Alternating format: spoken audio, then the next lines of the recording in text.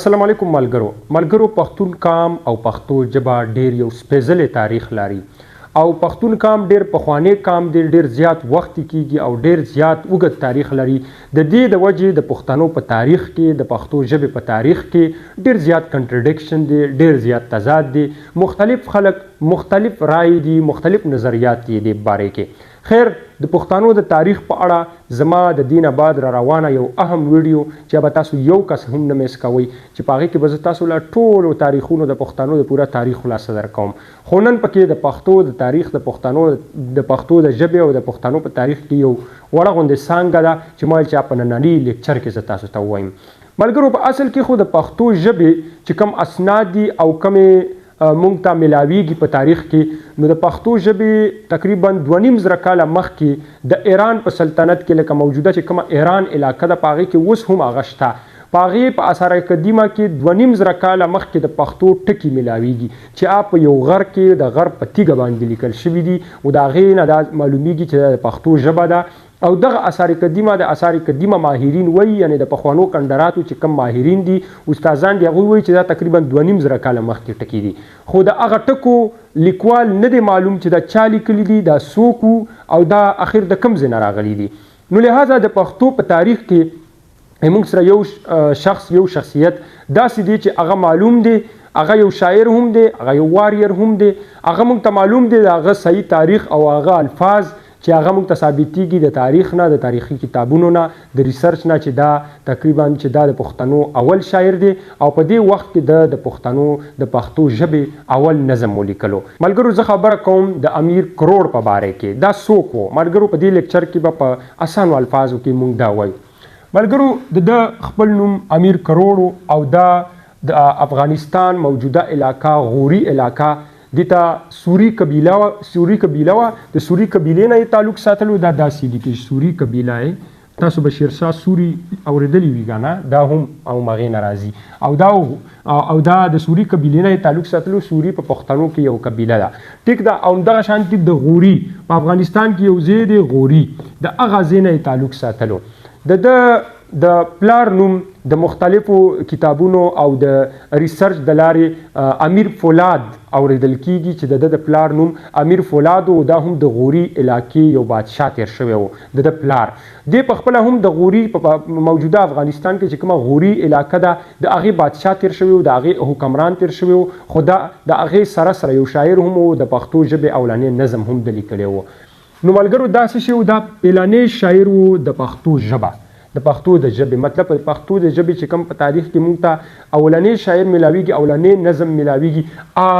د لیکلی و. چا لیکلی و؟ د امیر کروړ غوري. د غوري مطلب د غوري ځای نه تعلق ساتلو، د دغه ځای حکمران و کوم چې په موجوده په افغانستان کې دی، او د سوري قبیلې نه یې تعلق ساتلو. ملګرو د نن نه تقریبا 1400 کاله مخکې د تاریخ پیدایش کې ډېر کنټرډکشن دی او هغه نه دی معلوم. خو دا چې په کوم وخت کې دا نظم لیکلی و دا و دا چې کوم اوس عیسوي کال کوم چې موږ استعمالوو په موجوده حالاتو کې 955 یا هجري کال کوم چې اسلامي دی، کوم چې دا ګوره د نبي کریم صلی الله علیه وسلم د هجرت نه بعد دا شروع شوی دی. زیاتو خلکو له به پته وي خو چې چاته پته نه پکار دی چې هغوی ته هم پته ولګي چې کله هغه هجرت وکړه د هغې نه دا حساب کېږي او دا د عیسی علیه السلام د پیدایش نه. دا حضرت عمر فاروق رضی الله عنه د دې شروعات کړی و د نبي کریم صلی الله علیه وسلم د هجرت نه 19 کاله پس، او دا خو هسې د عیسی علیه السلام. نو 1400 کاله مخکې په 955 کې د یو نظم لیکلی و د پښتو کې. هغه نظم و په هغه نظم کې دا خصوصیات و چې د هغې اوس به یې زه درته مخکې ښیم هغه نظم څو کړې به زه درته وایم.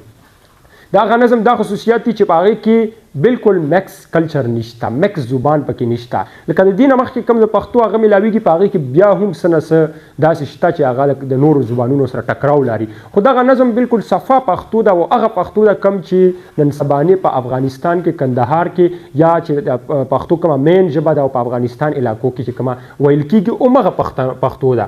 د یو نظم ولیکلو په 955 کې. د دې حواله ده په یو کتاب کې پټه خزانه. دا یو کتاب دی که تاسو وکتلو ډېر زیات نالج به درته حاصل شي د پښتنو په اړه. دا پټه خزانه محمد هوتک ما په خیال د مصنف نوم دی په 18مه صدۍ کې دا کتاب د لیکلی و پټه خزانه او په دې پټه خزانه کې د امیر کرور د دې نظم او دغه نظم هم راغلی دی او دې په باره کې ذکر هم راغلی دی چې دا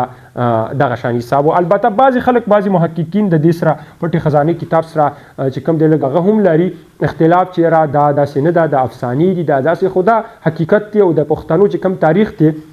کم چې نن سبا زیاتو خلکو ته افسانې جوړې کړي دي کله د کیس عبدالرشید سره ملوي کله د یو سره کله د یو سره خو دا په دې باندې ډېرو خلکو اجماع ده چې امیر کرور نربا چې کومه شجره ده د ډېره زیاته معلومه ده د پښتنو د امیر کرور پورې په دې کې څه دومره اختلاف نشته د دې نه مخکې بیا اختلاف زیاتې ابه زه پر روان لیکچر کې تاسو ته هر څه مکمل انشاءالله کلیر کوم. اوس دا راسره ووایي نو دا په پټه خزانه کتاب کې نور هم د پښتنو شاعران د پښتو ژبې په اړه ډېرې خبرې راغلي دي خو د امیر کرور په اړه په پټه خزانه کتاب کې په 18مه صدۍ کې چې کوم لیکل شوی دا راغلی و. نو دا کتاب لیکي چې په 1956 کې د یو نظم ولیکه او په 1940 د اصل کې په 1940 هجري کې د کتاب کې لیکلي دي خو دا مونږ اړولې نو دا 1955 کې راځي چې په دې کې دا نظم ولیکلو. ټیک ده د نظم څنګه نظم و زه تاسو ته لږ دا نظم ښایم د هغې نه به تاسو ته معلومات وشي د امیر کرور د شاعرۍ د هغه د ذهن او د پښتو د تاریخ. دا وګوره زه یم زمارې پر دې نړۍ لما اتل نشته په هند و سند و په تخار او په کابل نشته بل په زابل نشته لما اتل نشته زه یم زمارې پر دې نړۍ لما اتل نشته. ملګرو دا ما یې صرف اولنۍ یو 4 کاڼې تاسو ته لیکلي دي نور دا ډېر غټ نظم دی چې که تاسو ټول وکتلو تاسو به حیران شئ چې هغه په هغه وخت کې دغه شانتي الفاظ او دغه شانتي شاعري دا هغه نظم دی چې په دې کې ټول سایډونه د زندګۍ ټچ کړي دي تخیل هر شي یې ټچ کړی دی. په دې نظم کې یو خاص اهمیت دا دی چې که دا تاسو پوره وکتلو کم خلک د شاعرۍ په مقصد پوهېږي په دې کې تخیل دی. تخیل خو پېژنئ که نه کله چې یو شاعر په خیال کې لاړ شي خیالي خبرې کوي او پخوانی وخت په یو امیجینیشن کې لاړ شي نو دې مطلب دا چې پښتو ډېر پخوانی تاریخ لري ځکه دې تخیل هم پکې استعمال کړی دی. اوس دې وایي چې زه یم زمارې د ځان باندې ناز کوي چونکې دې یو مالته ته لیکلی م د یو شاعر هم و د خوشحال خان خټک په شان دی او دې چې کوم دی بیا یو واریر هم و یو اتل هم و جنګونه یې هم کول نو لهذا ادواړه هغه زندگی هغه شیزونه یې پکې ټچ کړي نو په ځان باندې ناز کوي چې زه یم زمارې پر دې نړۍ زما اتل نیسته دا نیسته لفظ یې داسې لیکلی دی که تاسو خیال وکړئ نن سبا په افغانستان کې هم دا ژبه ډېره عام ده نیسته وایي دوی نو دا اوریجنل پښتو ده کومه چې صحیح پښتو ده او په هغه وخت کې هم داسې لیکل شوې ده. بیا یې پکې نومونه لیکلي دي هند موجوده هند سند یې پکې لیکلی سند چونکې ډېر پخوانی تاریخ لري نو سند په هغه وخت کې ډېر یو قدیم هغه دی که نه تهذیب نو دا سند یې پکې لیکلی تخار هم د ځای نوم دی کابل یې پکې لیکلی دی زابل یې پکې لیکلی دی دا هم د ځای نوم دی. نو ملګرو دې مطلب دا شولو چې دا چې مخکې پکې لاړ شي که نه د ایران په دې نظم کې اوس یې پوره که دلته زه ته لیکم ډېره ویډیو پرې زیاتېږي تاسو وایي چې سرچ کوئ نو انشاءالله تاسو ته به راوړي. ښه دې نه علاوه د ایران علاقې هم په دې نظم کې لیکل شوي دي. دا څه مقصد ورکوي دا مطلب ورکوي چې دا غوري دا چې کوم امیر کرور و دا چې کوم بادشاه و د دې تسلط په دې ټول هندوستان کې قایم و ځکه خو دا علاقې لیکي ټولو علاقو ته چیلنج ورکوي چې زما نه اتل په دې علاقه کې نشته دی. او د ایران څه علاقې هم بل یو کتاب لیکل شوی دی نوم یې زما نه هیر شو په هغې کې چې کوم د ایران کې د افغانستان یا د پښتنو بادشاهان تیر شوي دي د هغې تاریخ یې پکې ډېر واضح لیکلی زه به تاسو ته بیا وښایم نو په هغې کې هم دا لیکلی دی. نو په ایران باندې هم چونکې د پښتنو بادشاهۍ ډېرې تېرې شوي دي په ټول هندوستان باندې د غوري په شکل کې د نور د شانتې د په شکل کې امیر کرور په شکل کې نو دا مطلب دا شو چې په دې علاقو کې هم د پښتنو او د امیر کرور تسلط قایم او هغه و. ملګرو که تاسو د پښتنو تاریخ وګورئ نو تقریبا تر 14مې صدۍ پورې د پښتنو په تاریخ کې ټولې په شاعرۍ کې د خبرې څه شي وي د تورې وي د ننګ وي او د سخاوت وي د مینې او دغه چې کومې خبرې وي د رومانټیک دا د پښتنو په شاعرۍ کې نه وي راغلی. دا مطلب دا شو چې د پښتون داسې قام دی چې همیشه یې په سخاوت او په دې توره باندې د همیشه ډېره مینه یې ورسره ساتلې ده او همیشه یې د دې شیزونو سره کار ساتلی دوی تاریخ همیشه د بهادرۍ سره تړلی دی او همیشه د سخاوت سره د مهمان نوازۍ سره دغه خبرې ټولې پکې راغلي دي. بیا چې کله خوشحال خان خټک راغللو نو خوشحال خان خټک چې کوم دی د بیا لږ دا خبره هر طرف له واړه چونکې خوشحال خان خټک د پښتو په زبان کې یو لوی شاعر تیر شوی و هغه د زندګۍ یو سایډ هم پرې نه ښودو. د 100 نه زیات کتابونه یې ولیکل او په هغې کې دغه د مینې والا سایډ هم ټچ کړلو، د جنګ والا سایډ یې هم ټچ کړلو، نوره زندګي طریقه او هر څه یې پکې ټچ کړل. تر هغې پورې د پښتنو په تاریخ کې تقریبا د امیر کروړ نه 200 کاله پس پورې چېرته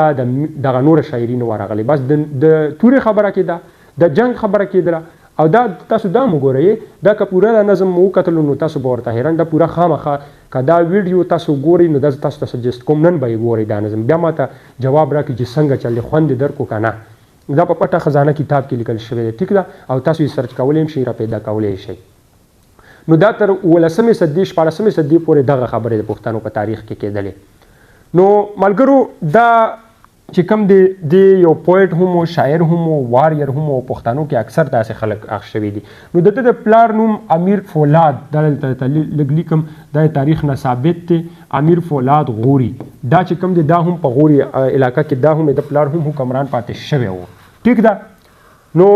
ملګرو دا د امیر کروړ چې کوم د پښتنو اولنی شاعر او کم نظم د لیکلی دی، اولنی نظم چې د نه ثابتېږي، دا هغه په اړه څه لږ ډېر تاریخ و. ما ویل چې زه تاسو ته ووایم انشاءالله را روان لیکچر کوم چې ډېر وخت نه تاسو ما په انتظار کړي یئ، د پښتنو مکمل صحیح تاریخ، د کم نسل نه تعلق ساتي، د کم ځای نه تعلق ساتي، کم نظریات دي د په اړه صحیح کومه نظریه ده او ریسرچ څه وایي، نو ابا انشاءالله موږ پر روان لیکچر کې وایو. د اوس دپاره نه اجازت غواړم.